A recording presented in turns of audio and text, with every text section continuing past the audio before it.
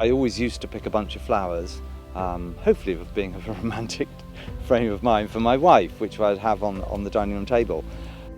And I thought, what if I make confetti out of flower petals? And now we grow 28 acres of flowers.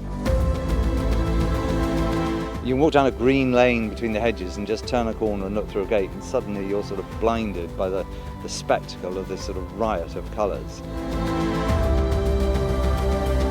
That ability of the countryside to feed people's sort of souls was being wasted and lost.